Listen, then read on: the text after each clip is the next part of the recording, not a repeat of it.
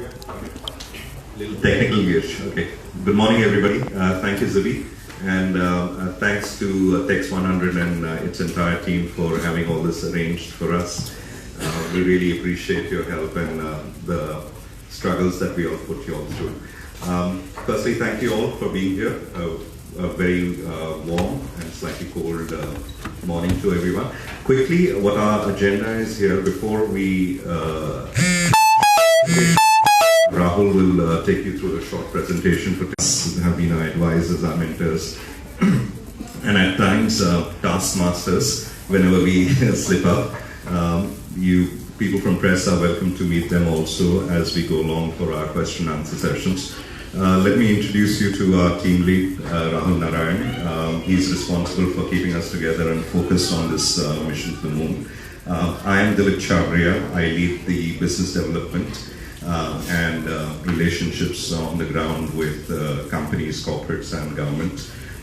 Behind, if you all can wave as we go along, I see Shri first there. Shri looks after our sales. He leads our sales. So all the payload sales that we have and questions related to that, Shri would be the most appropriate to answer that. Next to him is Samir Joshi. Samir looks after our special projects, so the projects beyond moon and all the other things that we have planned for our business. Samir looks after that. Dhruv is our project lead. He makes sure that things happen on time, and he's also a taskmaster and tries to make sure that things get done on time. So those questions are all guided to him. For all the engineering and how to get all this program together, we have Rahul. He leads that portion for us. We have Julius here, Julius Amrit. He's looking after our finance and investments, and so all the questions on money and how we are managing to keep this thing afloat should be going towards him. Two of our other key members who are missing here, but they are in SFO, San Francisco right now. Shilika looks after our outreach and marketing. She's out there for announcing some of our marketing programs. And we have Vivek Radhan, who's ex-Aadhaar, but he's our CTO and he's looking after the technology. So we're all here, please make the most. This is my first. Great. Thanks, Philip. Thank you so much. I begin with apologies for the slightly delayed start. I'm going to try and keep this as a very crisp presentation, touch upon the various areas of the inception of the company, how we're thinking about it, how we come this far, and plans going forward. So I'm going to try and keep this to 20 odd minutes. The genesis, this company is a little more than 5 years old today, and we started off as a bunch of connected people. The starting thought was, if you have to solve problems, you can't go about solving them the same way that the original problems were used. So this is about new world thinking. This is about a new way of looking at problems and solving them. The first problem that we took upon ourselves was to try and land something on the moon. Not exactly a small problem to solve, but that's kind of the starting point for us. We believed in this throughout, which is we're going to engineer path-breaking solutions and we're going to inject new thinking into it. You'll meet our team. There's a slide on our team. I'll talk a little bit about who constitute Team Indus, and it is really new blood, new energy and enthusiasm which is solving these problems. That's a look at our team. We are a little over 100 people today, and it's the team which is the differentiator between different organizations. So we pride ourselves for the culture that we have. We pride ourselves for the kind of people who have left well-established jobs at ISRO, jobs at Airbus to come work with us. We have today nearly 20 retired ISRO scientists. 10 of them work with us full-time. The others are working with us in a review capacity.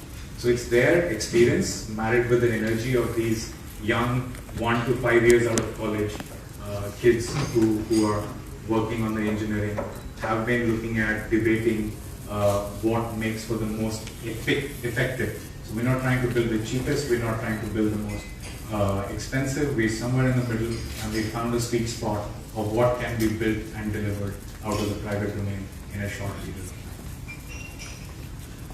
What has brought us thus far? Some names are there in the press release that you have with you. Today we have a marquee list. If you were to open up our investor list, it's a marquee list of who's who and thought leaders from our country. I just pulled out 4 or 5 examples here as said when we met them, when we pitched to them. Ratan Tata has a prize for the last 15 years. He met our team ago, has been extremely, and the first time he saw us, he said, this looks very, very interesting, and this looks like something that needs to be supported. So his support of creating the next generation solutions by going down to the basics, by going down to the first principle, is what has helped us move forward. Nandan is a proponent of systems level thinking. So he has been now with us for a little more than 2 years, and when he met us the first time, he told us later on that the only thing that caught his attention was the fact that we had a structured way of thinking. We picked up a very complex problem, we broke it down, and we were trying to solve each one of them rapidly. So this was not about one linear motion, this was about a planned way of going about solving problems. Rajiv Modi is the CMD of Saskin Technologies, amongst our earliest partners in Bangalore. One of his quotes that stands out for me is the fact that he said, if I had to make money, I don't need to invest in your company. I have many other avenues. Here's my money. I want you to deploy it in the riskiest possible manner and don't ever place it. So that was his guiding line when he met with us a little over 3 years ago. Arun, he was our first connect in Delhi. He took this concept out. He helped us pitch this to Indian Angel Network.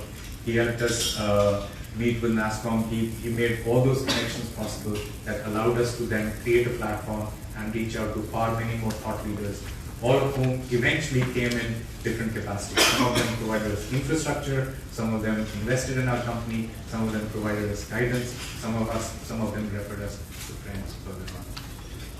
Ashish Kacholia is a reclusive stock market investor. If you Google his name, rising star. Not somebody who was, but he was somebody who patient was. Every time we look out there, we say India, proposal or a pitch. We ask them. So if that question about investment, how to build, was a concept the team had made what they would do to go on to build operations.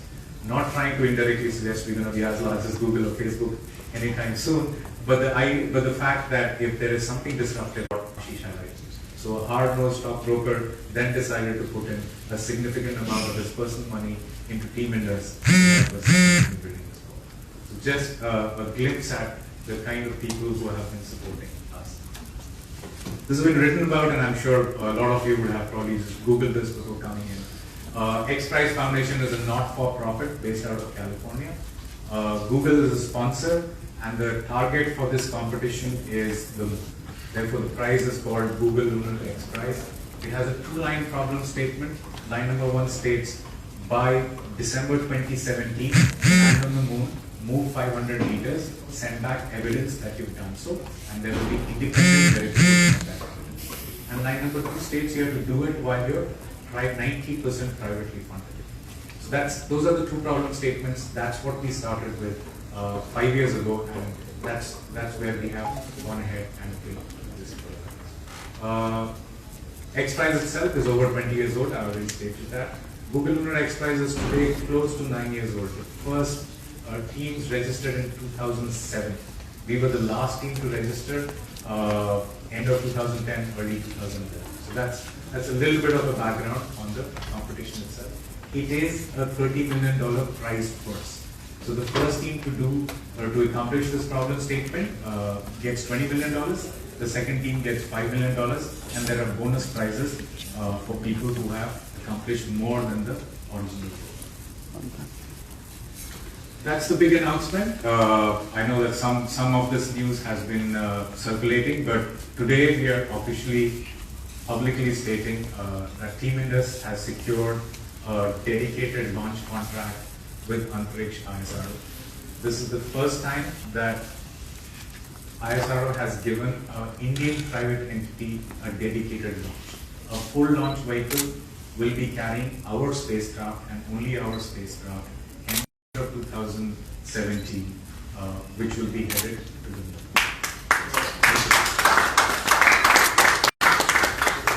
In addition to the rules of the competition, any any team that did not have a verified launch contract by the end of 2016 would be disqualified. Till date, there are 3 teams who have announced their launch verification, with the fourth team to do so. And that ensures that we have 1 more year to accomplish the goals that we have set out to accomplish. The planned launch window, so I'm sure you've heard of launch windows, depending on the alignment of Sun, Earth, Moon, depending on the time of day, depending on space debris, depending on various different parameters, you have a very specific launch window. So our launch window begins on 28th of December. It is a 11 p.m. window. I don't have the exact time right now. If anybody is interested, we're happy to share that after this. And it is a 20-minute window. So launch windows are typically 3 consecutive days. So it's T0, T0 plus 1 day, T0 plus 2 days. So 3 consecutive days, we have a 20-minute window to launch this mission. If we attempted launching after that, that will become fuel inefficient. The spacecraft has limited resources. It might not be able to go all the way. So that is one of the windows, and that's the window that we are targeting for ourselves. It's been a long journey. I hope we've written about in December 2017 as instant success, and that's the mantra. You need to work very, very hard for 7 years to get to instant success. As again, at a very, very high level, 2011 is when we registered, and we were still trying to figure out what is it that we've gotten ourselves into, and where do you start trying to solve a problem as complex as building a spacecraft, building a rover, finding a launch vehicle. So 2012 is when we recruited our team. That's the first time that our first full-time employees came on board. Our advisors came on board, both technical and business, and we started building this out. We started planning the whole mission. So the concept, which is how do you go from Earth to Moon, that concept itself was fleshed out in 2012. So that was a great starting point. Once we had that behind us, then in 2013 we started figuring out what is going to take us all the way to the Moon. So you need to know how to get there, then you need to figure out what is going to take you there, then you need to figure out what will you do once you get there. Right? So that's about systems design. 2014, and some of you came up to me and spoke about this, is when we got shortlisted by the organizers for what is called as a milestone prize. So in simple words, they said, before you go all the way to the Moon and try and win $20 million, can you on Earth demonstrate what does it take to go to the Moon? And if you can do that, we're willing to give you a little bit of money. So we took 2014, we built our spacecraft. We might probably be able to pull up a visual a little later. It's not part of our main presentation. We built our spacecraft, we put the spacecraft through all the stresses and strains that it will encounter on its way from launch all the way to touchdown, and we amplified it by 50%. So we did what is called as qualification level testing. So if the spacecraft were to experience 7 Gs when it is launched, we put it through 10 Gs. And the spacecraft survived. All data that we received from all the sensors was nominal. Therefore, we won $1 million as prize money from the organizers in the end of 2014. And that announcement was made in January. 2015 and 16 have been about working very, very closely with ISRO. This launch contract is not something that came easily. We worked with them for 2 years. There was due diligence on technology, there was due diligence on compliances, there was due diligence on the financing strategy. There was significant due diligence done by ISRO and Antrix before they finally inked the contract. After the due diligence was done, they started sharing what we call as ICDs, interface control documents, which allow us to design our spacecraft specifically for their launch phase. So that's what went on in 2015. 2016, we've now frozen the design. We placed orders on the components that we need to buy to build our spacecraft. We placed orders on the test facilities where the spacecraft has to go. And we will be unveiling our next lander, the qualification in January. So that's something that we use to do more tests. Come July of 2017, we will be unveiling what we call as a flight model. There are 2 copies of the flight model. That's where all the electronics, all the payloads will be integrated. And after that, it moves to SHAR. SHAR is our launch pad off the coast of Andhra Pradesh, where it goes into a mandatory 30-day hold before. So that's the high-level plan of how the next year is going to play out. It's an extremely tight timeline. but we've come this far. We've managed to accomplish some really, really challenging things. We're starting our mission rehearsals. So we built a small mission control center in our facility in Bangalore. We're based out of Jaipur in Bangalore. And we'll start rehearsing the mission, as in what commands to give, what are the contingencies, what happens if something goes wrong, what are the countermeasures for that. So those rehearsals will begin in January of 2017. We do 3 rounds of rehearsals before we actually do the main mission itself. Already spoke about the qualification model, already spoke about design and prototyping. We were, as a startup, we were obviously working on whatever we could, but now this facility we've got is about 100 cc design capacity, and we have about 15,000 square feet of assembly integration testing. So it's all in-house. We need to make it in-house in order to be able to control costs, time, and quality. And without, so there are no jugaad in space. Everything needs to be done the right way. There are no corners that we can cut. Therefore, all this had to be brought in-house.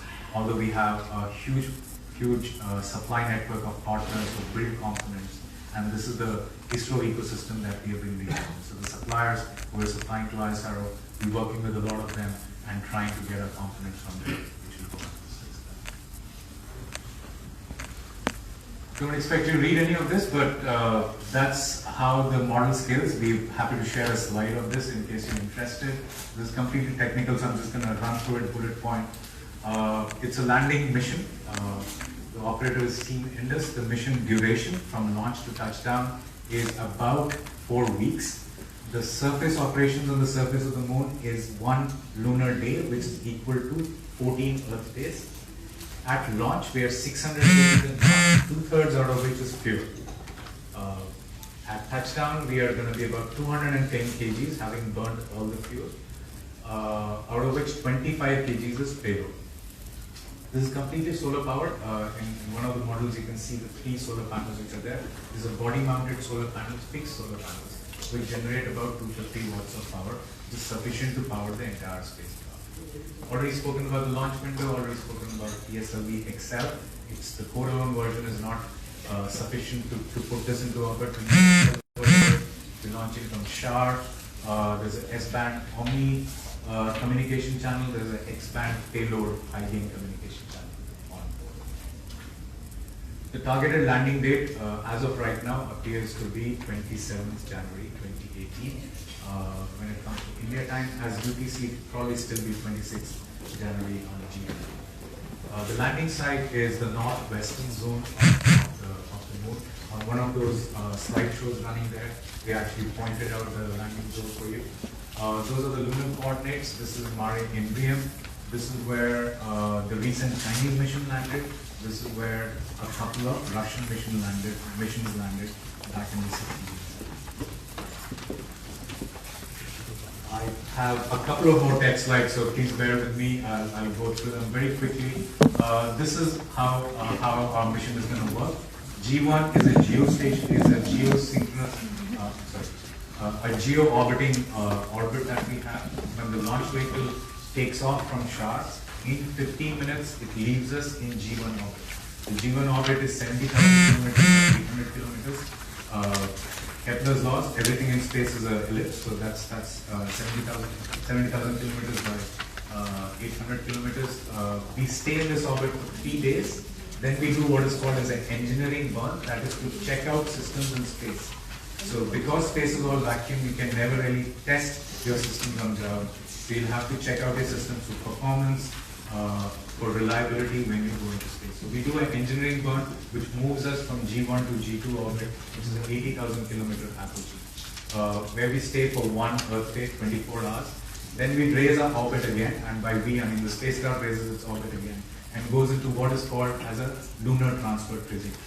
So in a lunar transfer trajectory, in 4.5 days, it reaches the, does this have a pointer?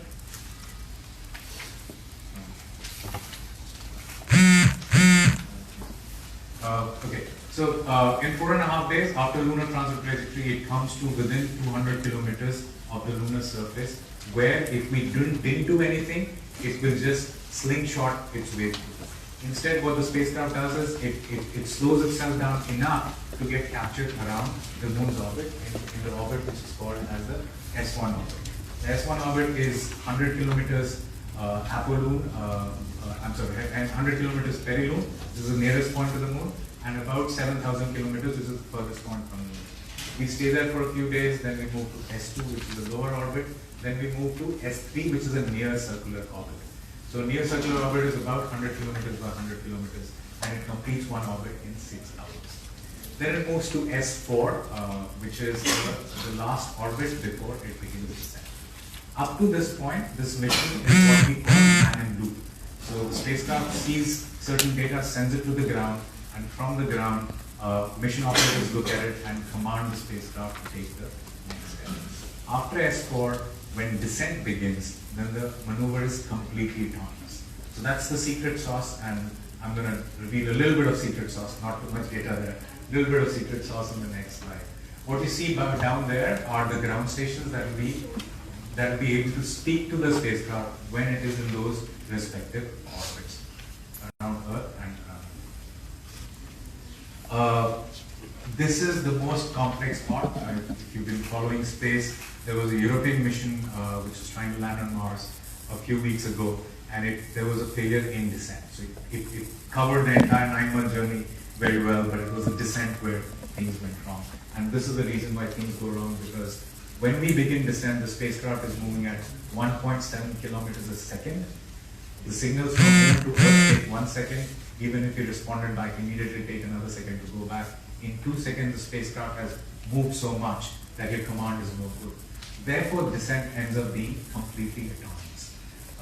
We begin from about a 12.6 kilometer altitude of the spacecraft. It's moving at 1.7 kilometers a second. In 15 minutes, 900 seconds, it has to completely kill all its velocity. It's moving horizontally, it has to go completely vertical and touch down at less than 1 meters per second. To give you an idea of what 1 meters per second is, so when your plane touches down on the runway and you feel a jerk, that is 0.25 meters per second. Just to give you an order of magnitude of what 1 meters per second is. So that's what the original design is. The spacecraft, of course, is capable. Is capable of handling greater velocities than that. So in case there is a dispersion, in case there is an error, even if it landed at 3 meters per second, 3 times what it is supposed to, there still are countermeasures in place which will ensure that there is no problem, the avionics are intact, and the spacecraft lands properly. So that's downrange. So downrange is from the point where the descent begins to the time that it has to land, that's 700 kilometers. So you can think of autonomous maneuver that begins above Delhi and finishes in 15 minutes and lands safely at a square point at Allahabad. So that's kind of the distance that it has to cover in order to touch down on the surface. So that's the most complex part of the engineering. I'm not sure if I'm happy to announce this or not happy, but we have, to get to orbit, I think we're already at 90% plus confidence when it comes to design, simulation, and analysis. When it comes to touchdown, we are probably at 75%. So the next 9 months are about getting and perfecting this algorithm, this guidance, this navigation. All of that has to be perfected to ensure that we will be able to touch down safely. Enough with technology, and I've already clicked to this slide. And that's what you saw up here on the poster, which is how is this mission different? We're a set of normal people who followed their dream, got together, focused on one objective, and have built this out over the last 5 years. We have supporters, and we spoke about a lot of our supporters who have helped us come this far. But for this to go all the way, it brings me back to the old English adage, which is, to raise a boy, you need a village. To land on the moon, you need a whole country. It's a full country that is needed to be able to land something on the moon. So for us, this is the campaign that we will formally launch next month. This campaign is about involving and including as many people who want to have aspired to work with space, be associated with the space mission. We're going to make this into as inclusive of the campaign as possible. So just two more slides on this, and then I'll end. I'm obviously always short my time. What you see here is the third generation rover. What you see there is the next generation of the rover that we're building out. It's gonna be 10 kgs of mass. This is what will come out of the spacecraft once the spacecraft passes the moon, and will navigate the surface, will travel 500 meters on the surface of the moon, and send back images to Earth. Just one quick note, ending this with what we're doing to get more and more people involved. This is a competition we announced about 4 months ago, which is we asked students, 14 to 25-year-olds, to put together a small experiment, and the best experiment would fly on board our mission to the surface of the moon. So when we talk about giving, we talk about giving to the bottom of the pyramid, and that's very important. But for some reason, the brightest of the bright get left out. So we thought we're gonna give away this small payload to the brightest person out there, who's gonna put this experiment, do it within constraints, and the best entry that flies to the moon. We received 3,000 entries. For this, we've down selected this to 25 entries.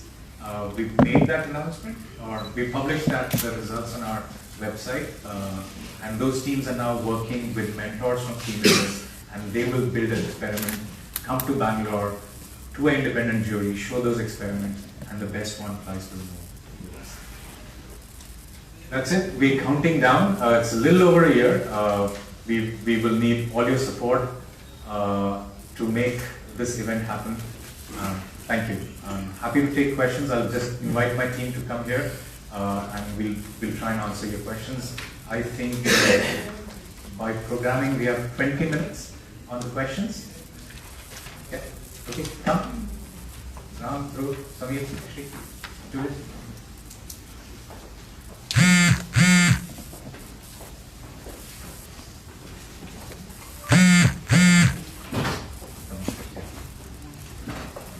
Great. Dhananjay, Dhananjay, Mike. Yeah, I got it.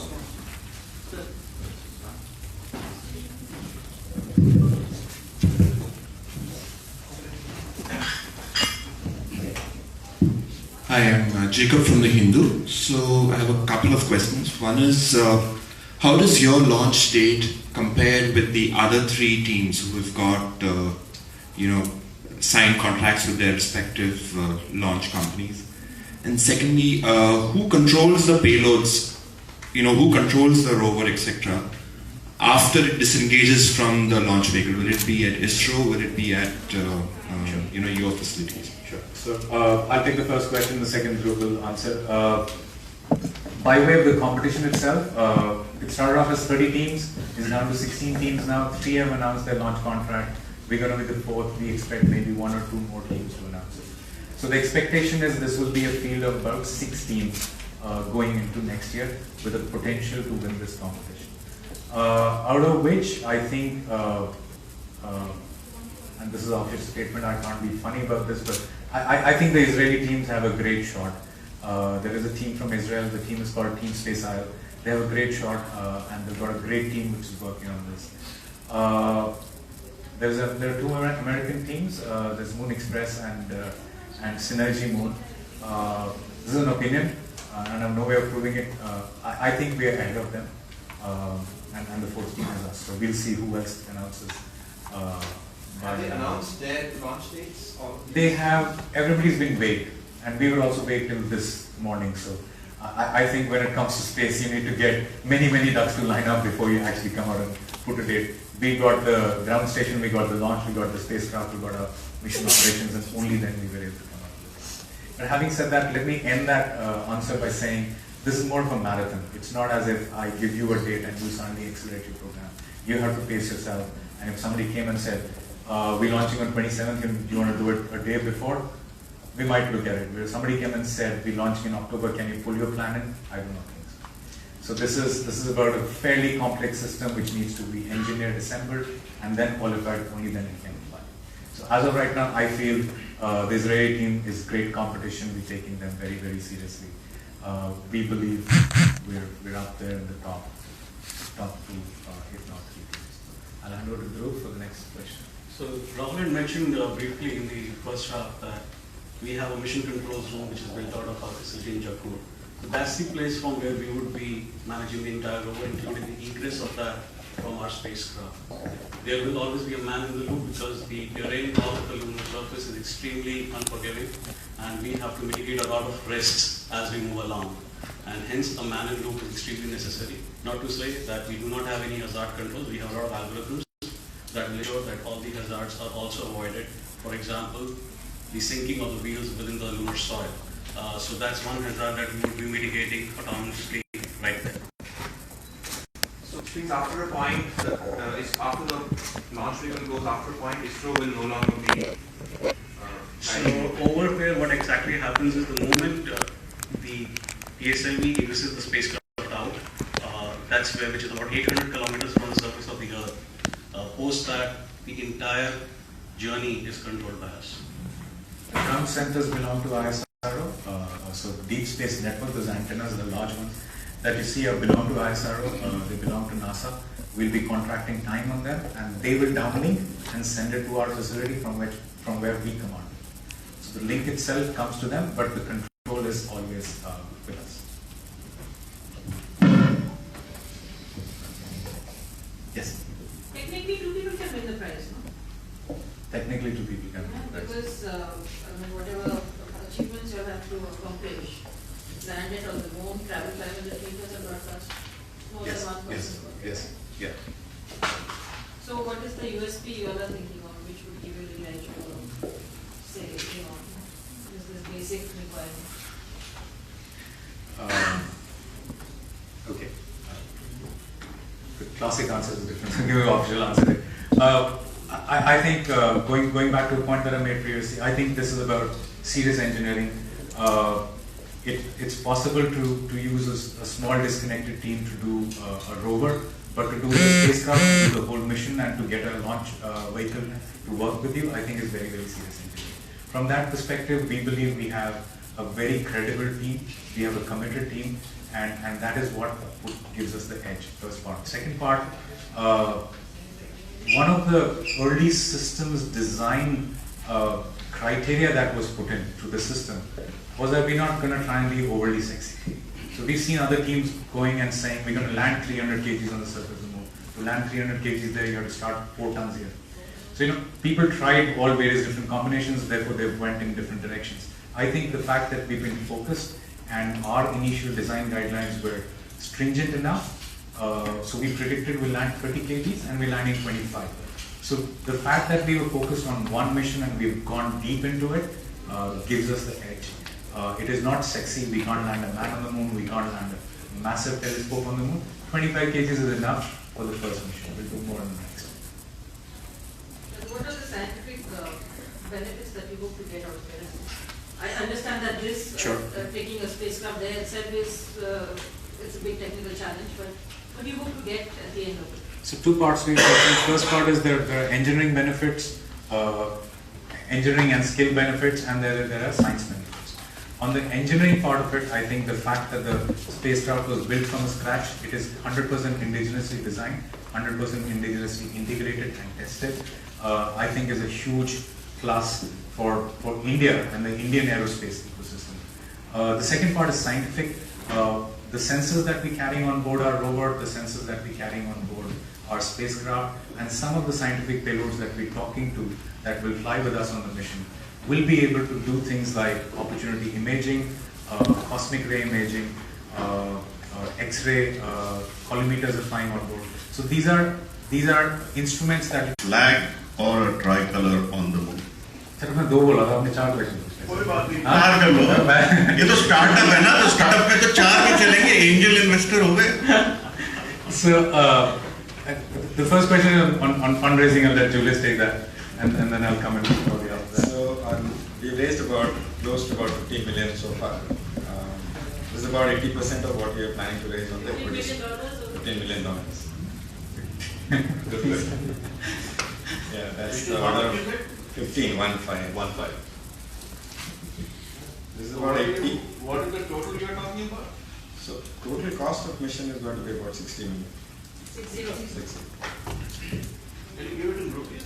Sir, 450 crore का mission है, 100 crore equity में भेज 365.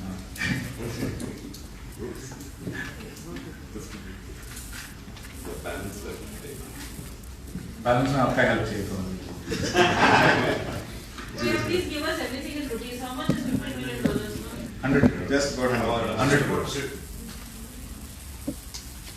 About, so total mission cost is about 400 crores, and about 100 crores have been raised as equity. That's diluting equity as any other startup. So just add on question to the. There are 3 more questions left, Rahul.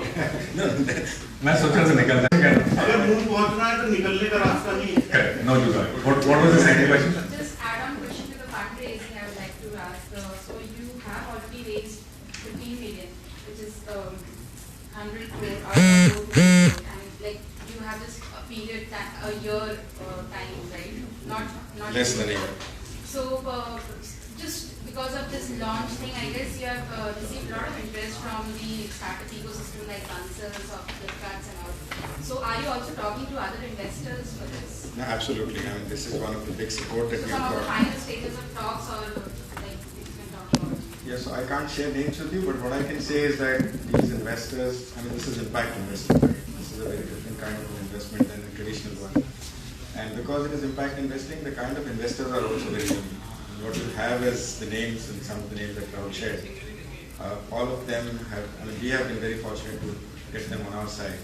And definitely the names that you have taken, they are also big supporters, and we are looking at more people to come on board. So you still need 3/4 of your investment is to get About 20% more. So just very high level, so we've broken this up in 3 different buckets. The first bucket to collect 400 odd crores. The 3 buckets, the first bucket is the equity bucket, out of which on the target we have 80% covered. 120 crores is what we want to raise. We've already raised 100 crores, spent most of it. The second bucket is where we're going to sell payload. So I spoke about 25 kgs landed on the moon, only 10 kgs is our rover. We're trying to sell the remaining part. And again, raise some more money from that towards financing the mission. The third is the whole thing about when I spoke about our Indian moonshot. So this is a campaign that we're going to run.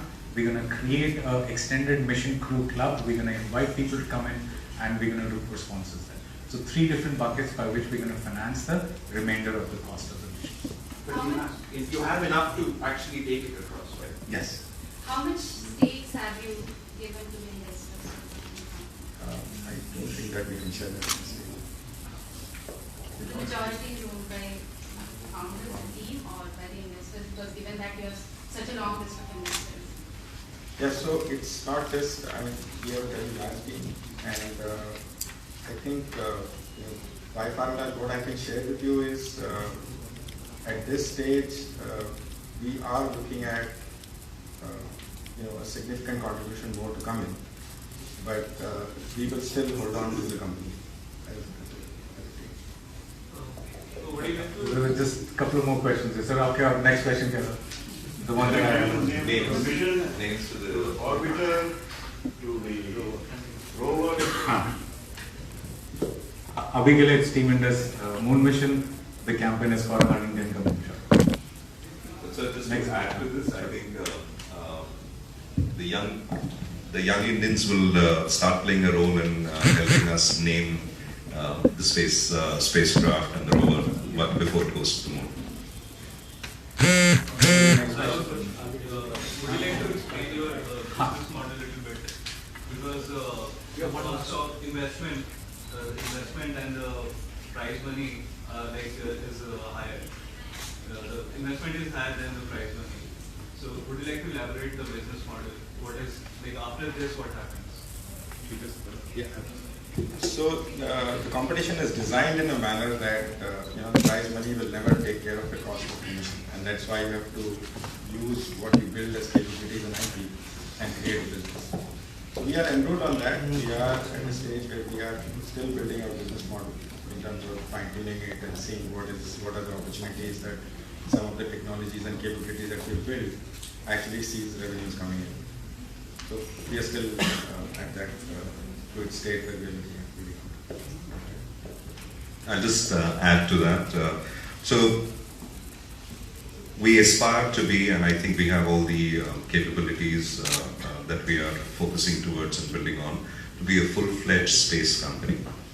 Our future missions would be more interplanetary missions, and along with that, some of the bread and butter business would be also space assets like satellites and all the other future assets that mankind needs around planet Earth. That's what we would be focusing on building on.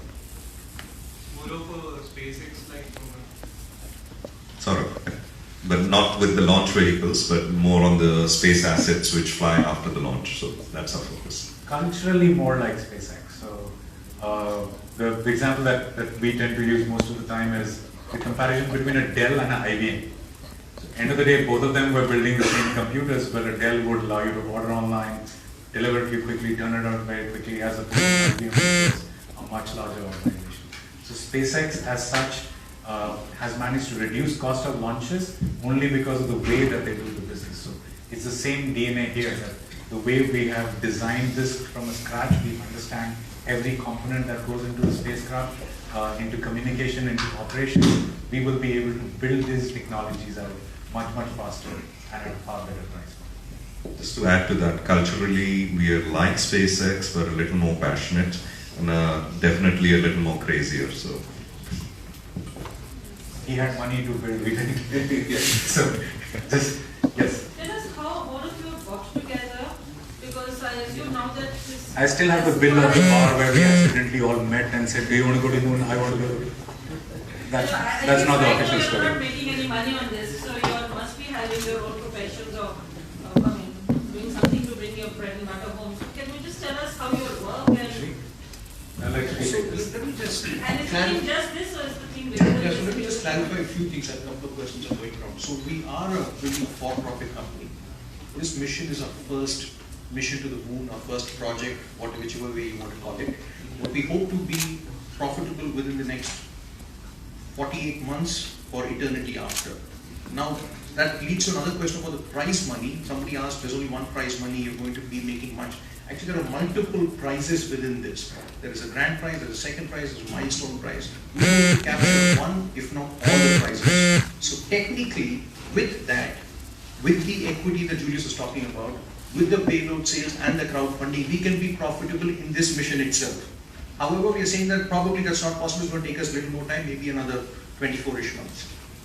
So that's the logic. So we all are, passionate about this, but actually we are, as a company, making a fair amount of money.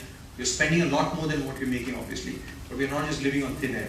We are drawing salaries to some extent, but we are a company that is, very capable of taking care of its own expenses. We have a team of 100 people. Actually, we just crossed 100 a couple of weeks back, and like every startup, we have our own problems, doing things on time, but we are actually cash flow wise, we're pretty good right now. And given the 3-4 initiatives we're talking about, we're going to be very cash positive very soon. So I don't foresee that as a concern. Obviously, this mission is far more expensive. Space, as you all know, is a very expensive business, right? So it is costing us more than what we set out to do and what anybody anticipated. So those are the smaller problems, but bigger picture, we have plans, we are making money, we are cash flow positive, negative, like any startups. Things are going good. So you're all of you full-time into this company? Oh, more than full-time. I would be surprised if I don't think anybody here works less than 90 hours. So yeah, we are absolutely more than full-time, and we are completely dedicated to this, and we are going ahead with this. So that I just want to clarify that part of it. So this is a for-profit, larger mission that we're looking at, and we're already, sowing the seeds for that, and we're seeing some rewards already. Now you have 7 people here and 2 are in San Francisco. Out of the 9, does anybody have any training or experience in aerospace? He's only somewhat. So that was the first question, of course, Rahul asked when we initially envisioned that we want to take this opportunity, take a crack at this opportunity. I'm ex-Indian Air Force, took premature retirement. After that, having working with Rahul, we have been envisioning this. However, to be very frank, I've never been to space, and that's it. The closest we did. he's flown his. You've flown planes. Yeah. I am, yes, so that's what... What kind of plane? What kind of planes? How high? So, I'm an ex-fighter pilot.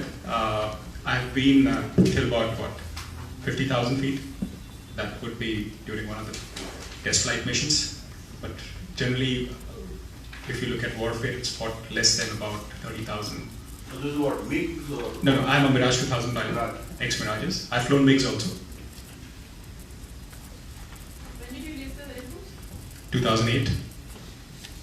I'm still flying outside, but small little planes. I have a medical leave. Generally, permits me to only fly small aircraft now, which Rahul definitely agrees to. And out of your team of 100 odd people, leave the ISRO people out, how many have aerospace engineering training? A whole bunch of them, sir. I think. Numbers. Yeah. What together? No. So I'd say about so aerospace. I would imagine that about a third of the engineers that we have are aerospace background, masters, bachelors, so on and so forth. Then we have folks who do communication. Then we have folks who do structures, which then only needs an aerospace flavor. It does not need for you to be an aerospace engineer. So I would say 1/3 of our engineers are aerospace background. It's about 25. And we actually have a whole bunch of PhDs. Outside the ISRO space. Yeah, outside the ISRO space. Yeah. So if you add them up, about 40 of them in our team is. About, I think, we have 6 PhDs as well. And in fact, a whole bunch of them, sir, are students who worked on this college student satellites. So we have people who built SRM sat, we have people who built PISAT, people who worked on the people who worked on Pratham. So we have a whole bunch of these bright students who in their college actually worked on satellites. And that was a great proving ground for us. One important thing to know here is that unlike the other teams who were working in a fairly evolved aerospace ecosystem, here we had to literally build out the entire components of space engineering ourselves. So every division had to be built out ourselves. So we actually have the largest team amongst all competitors. I think the closest one would be about 25, not more than 25 as systems. So 100 is a large number primarily because of the fact that across the value chain of space engineering we have to build a new product. I have a question. I think no matter what I say, you guys have really been an inspiration for a lot of us. What I found, Rahul, when you were giving your discourse was the bottleneck happens to be the autonomous descent, where you seem to, just pause a bit. One question is, how about the other companies, other bidders? Have they got something developed of their own? A. B was, does ISRO have this technology? Would we need to struggle from your end, or is that something that we can adapt? Okay, so let me pick the second question, then come back to the first. I think from a technology perspective, and you build this stuff in your company, I know. From a technology perspective, no two systems are alike. So it's not as if somebody has something, I pick up that Microsoft Office install and install it on my. It's not that. So it'll always end up being a custom build for our custom spacecraft. There has never been a 600 kg spacecraft that tried to land. I'm aware that ISRO is building very similar technologies. At some places, some of the retired ISRO scientists who are working with us have worked on these technologies before. So ISRO as an organization works on technologies which are 10 to 15 years into the future. You may or may not see it. So when we hear about Chandrayaan, when we hear about Mangalyaan, it's not as if they happened in 2008. That technology was worked on for a very, very long time. So from that perspective, I think we've got great knowledge base right here in India. We've got great independent support from folks who are, let's say, NRIs who are professors in American universities, who look at guidance, who look at navigation, who look at descent, and so on and so forth. So I think we're in a sweet spot. We are able to get the right kind of talent, the right kind of people, and the guidance to build out this specific technology. The challenge for this would come from the fact that to test descent, so I won't name the company, but we were visiting, a bunch of us were visiting Denver, and we saw the facility that was used to test the Apollo landing module. That is 9 football fields, and the height was some 15 stories, and it was completely closed. And that was used to actually take a physical Apollo module and land it. There was a robotic arm which would take it and simulate that. So that kind of infrastructure we do not have access to in India. There's a moon landing, manned moon landing, we have not done. So Americans have been able to do that. And so from that perspective, I think there are certain shortcomings, but otherwise by way of knowledge base we have enough. We use the same tools, the same simulation software suite that other teams and companies and the NASA and ISRO use, and we have access to knowledge base. So from that perspective, we're doing okay. We're doing okay, and as we keep building these simulations, do Monte Carlo simulations, and the number that I gave you, 75%, is out of the simulations that we do, 1 in 4 doesn't work. So before we launch, we expected to make it 1 in 100 doesn't work. We will never be 100 and 100, but we expect to bring it to about 99% probability that we'll be able to land. So that's that part. If you actually take a look in the past, the Apollo missions, and approximately a year before they actually landed, they had about 50% chance of, where we are saying we're 75% thanks to the new toolings, the new techniques. Yeah. However, we are just there. So 75% is not a low figure, it's a very high figure. Just keep that in mind. First part of the question, do you want to take it? The question was, where would other teams be vis-a-vis descent? Maturity of descent. So I guess nobody knows about it. So nobody is putting out in the public domain the progress that they are making or how they are mitigating the risks there are. But when it comes down to be able to prove the soft landing aspect, the information available is of the terrestrial milestone price time or the era, where only 3 teams were able to prove that yes, we can do it. 3 plus the Israelis. Plus the Israelis. 4 teams are sort of. Yeah, somebody who we can take on. So short answer, sir, to that is I think it's a 80-20 rule. Just about 20% teams out of 16 teams, 3 or 4 teams have really made progress. We're one of them. Going forward, the number of teams will come down, and let's just see who can make it happen. With that, Can I get a mic? Yeah, I just wanted to ask one connected question, Rahul. Would that be one area that you're looking at support for? Sorry, you can answer that later. Yeah. Okay. You didn't answer whether you're carrying a national flag or a tricolor, and has there been any interaction with our kind of space guru of today and the demonetization boss, Narendra Modi? So when the Apollo missions flew, they carried a plaque which was signed by the head of that nation, obviously the president, and it carried his personal message. It'll be an honor and privilege for us as a small startup for the same to be done when we attempt to land something on the moon. It'll be an honor for us to carry the Indian flag and not only carry it but to also hoist it. So what happens on a satellite is because satellite doesn't deploy anything, so the flag is stuck to one side. For us, it's a complicated mechanism, and I get a lot of pushback from the technical team. But for us, we'll hoist it not this way, but it'll just go this way. So it's going to be on the lander. When the lander lands, then it just stands up that way and stays there. So it'll be standing down. And we are talking of a flag and not a tricolor. There's a difference between the two. We're talking about our flag, yes, which is the tricolor that we shall carry. No. Okay. See, occasionally the tricolor is just 3 colors. It gives you the national The flag. We'll carry the flag. So what happens? Let's say if your payload deployment fails, so to say, how much of it is going to impact the future of Team Indus as a company? You get none of the 4 prizes or whatever it is. Samir, you going to take that?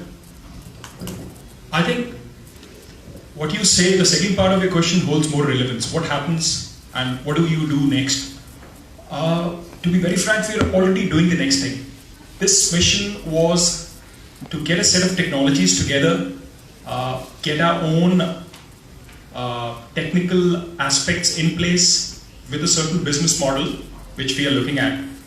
And having learned from this very complex mission, we are very happy to say that we are already working on technologies which are going to spawn out the next business for us.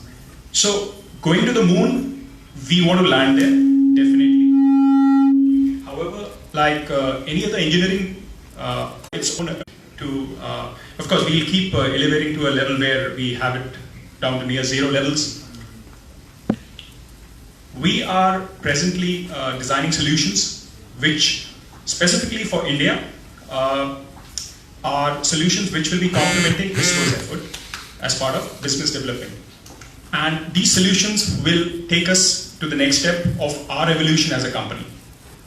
Of course, with ISRO's great help to us. And this is where all our technology, which we have learned as part of this humongously complex mission, is going to be utilized. So we are well structured and deployed to take on the task. And this moon mission, yes, we are sure it's going to happen the way we have planned. However, we are prepared for all pitfalls. And we are looking at a very, very far and structured vision which is going to be deployed as and when time allows us. I'll just simplify that. Let me fast forward you all to 2020. Team Indus Axiom Research will still exist. We will be either a very successful space company, or if we manage our lunar landing on the first attempt, we'll be a super successful space company. So, I mean, that's the only difference between 2020. I think, am I correct in that? There you go. I think that's about it, and if there's, maybe we can take one final last question, if anybody has one, or that's it. Okay, one last question. For a question. So the Grand 2 is also happening around the same time, I think a little later. Any synergy, any meeting point would you want to comment? ISRO has been a very, without ISRO, our mission would not be possible. They have been helping us at all the stages. Yes, there has been interface of information from their mission to us, as in just on a broad level, but we're getting a lot of support from them. So ISRO is very far ahead of us in what they do. We actually learn from them, and we're just an offshoot of what their 40 years of hard work and research is. So that's where we are. Also, very quickly on that, when we started out, one of the biggest level of confidence, highest level of confidence that we had that we would be successful was because we knew that ISRO is there. Yeah. And what we have received in the last 5-6 years is much, much beyond our expectations. This is also a differentiator when you ask us what is our USP. We have a very structured ecosystem built around ISRO's facilities and capabilities. So a lot of teams, they are dependent on private players like SpaceX and to an extent NASA. We have all of it together very near to us. I think that's why we will succeed. Can I add to a little humorous USP we have? We were the last team to register in this competition 3 years later than everybody else. And I think we are on our way to become the first team to land there. So that's our USP. Thank you, everyone. Thank you, everyone. Thank you.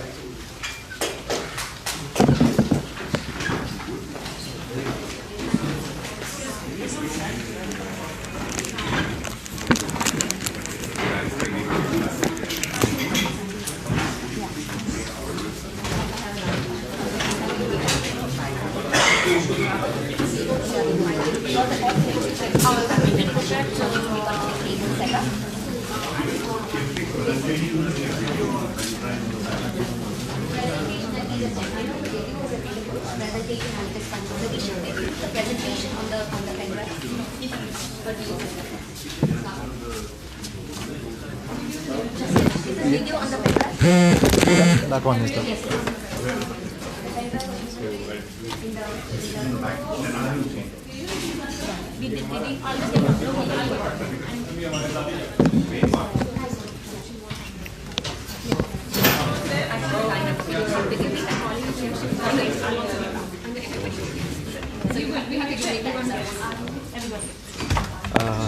Hello everyone, thanks for tuning in to our launch contract announcement.